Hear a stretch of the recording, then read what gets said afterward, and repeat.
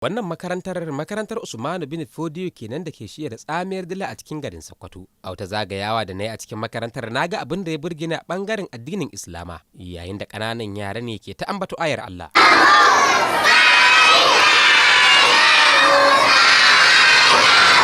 A ɓangaren karatun hadisi kuwa ba a cewa komai, ƙananan yara da manya kowa ya san hadisai. Tun daga hadisul awal har zuwa hadisul sadis wa 20. Na ji kuma hadisin da ke cewa la tasubbu min ashabi. Tambayoyi da dama na aika wa ƙananan yara suna bani amsa, tun daga tambayar farko 'ya'yan manzon Allah sallallahu alaihi wasallam guda nawa ne da sunayensu, har zuwa sunan wadda ta fara musulunta a cikin addinin musulunci cikin mata lokacin manzon Allah.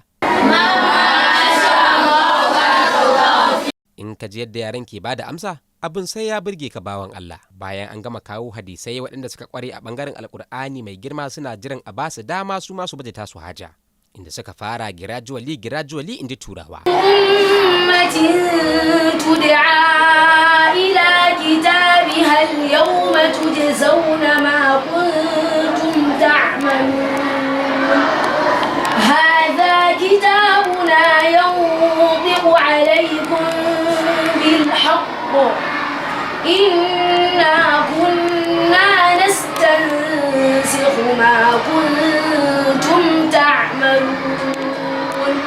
Ikon Allah sai kallo, ka ji yadda ake karanto Qur'ani mai girma a makarantar Usman bin Fodiyo, caka kai 'ya'yan Shuraimi na Saudiya. Tarabatis sa'atu wa shaqqal qamar wa in yaraw ayatan yu'ridu wa yaqulu sihrun mustamir wa kadzabu wattaba'u ahwa'ahum wa kullu amrin mustamir. Sai da yawa ƙananan yara da manya suka karanto a cikin makarantar tambihu, har da wani hadisi da ke cewa kullu man hamru wal maisiru, dukkan wani abu da ke samaye to lalle giya. Sharibal hamru wa sakara, duk wanda ya sha giya ya maye, lam tuqbal salatu 40 sabahan, ba a karɓar sallar sa tsawon kwana 40. Wa in mata da kanan nar, idan ya mutu ya shiga wuta. Wa in taba Allah alaihi, idan ya tuba Allah zai karɓi tubarsa. Wannan ziyara lalle kam na sha karatun alkur'ani. Bayan an gama karanta alkur'ani da hadisai, malamin ya ce shi ma yana da nasihar da zai yi wa ɗalibai, inda ya fara da wani labari mai ilmantarwa da faɗakarwa. Kuma yake ji sosai, mun san irin yadda yaro bai ya hankurin yunwa, ya kasa hankuri, ya zabto wani guntun biskit da aka kira ita wannan yarinyar.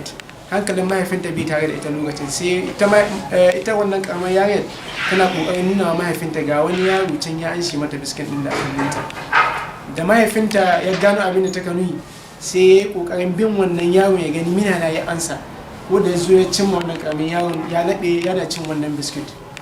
Wanda yake mai tausayi ne kuma mai sanin ya kamata mai ilimi, sai ya kokarin jawo yaron zuwa har gidansu, yaron gwada mai gidansu. Bayan ya zo ya shiga gidansu ya ga mamaki ya ka tambaya ce na mahaifi ne, ita mahaifiyar ke ba shi labarin cewa mahaifi ne ya rasu.